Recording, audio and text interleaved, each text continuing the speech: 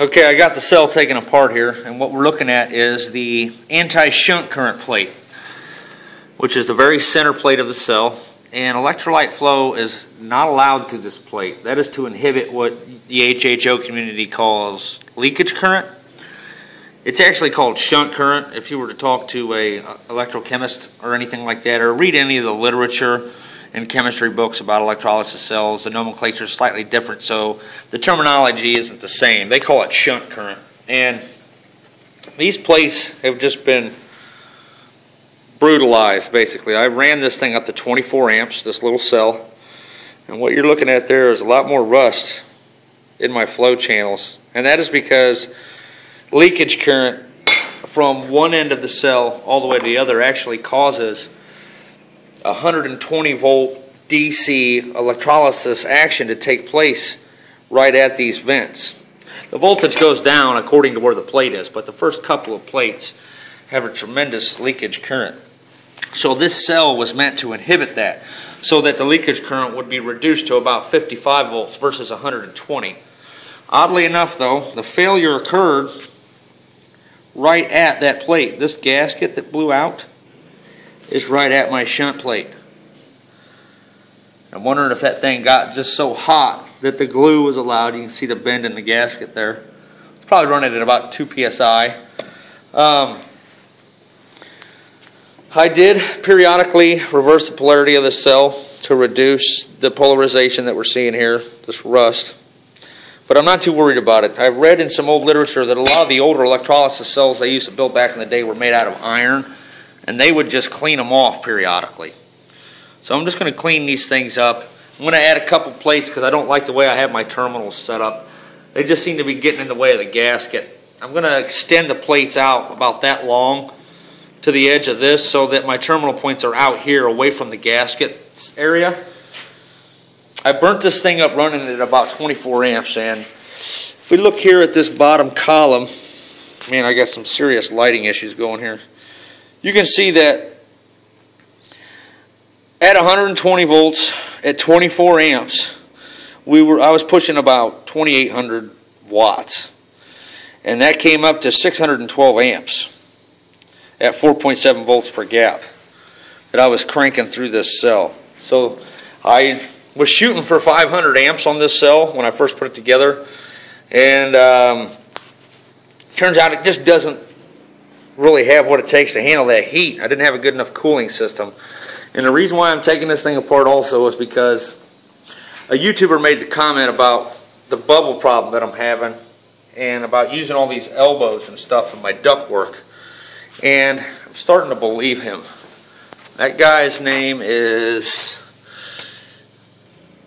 Daryl Sirium or Sream or something like that. And he's pretty much right. I was thinking about the eddy currents caused and all of this channel work, tubing and stuff, and I'm backing off my old presumption that an electrolysis cell needs a massive amount of electrolyte flow to work well.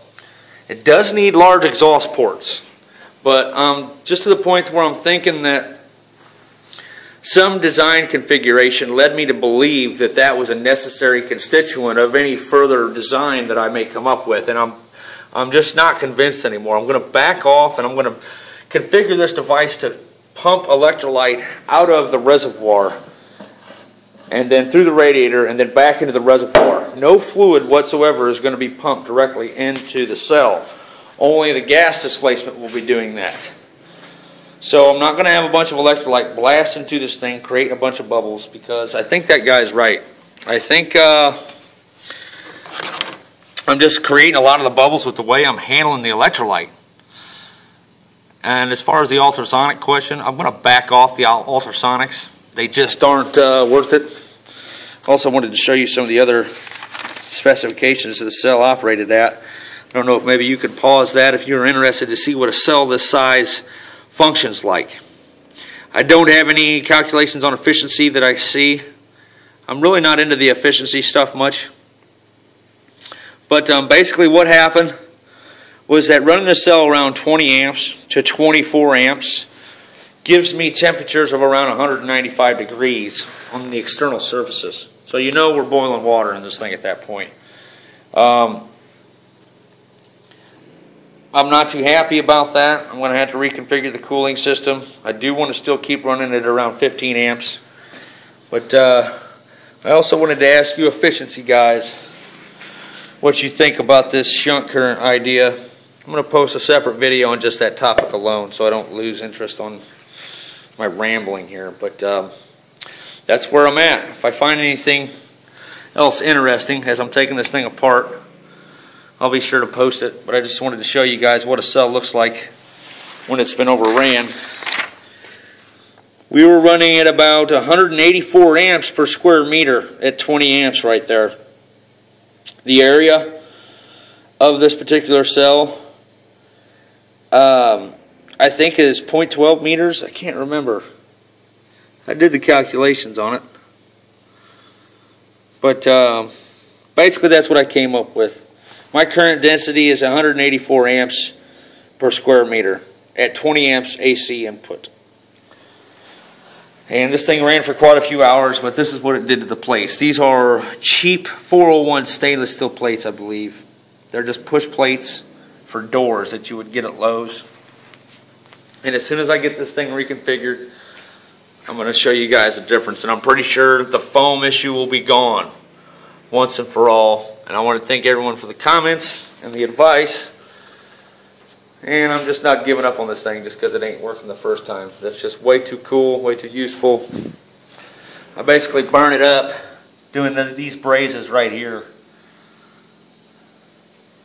Then I turned it, then come to find out I couldn't even use these ports. They clogged up way too easily. So I had to braze this with MAP gas only. And it is, if you can't tell by how clumpy that is, it sucked. It did not work out too well at all. So I'm going to get back at that. Thanks for the comments, fellas, and I'm going to get this thing working yet.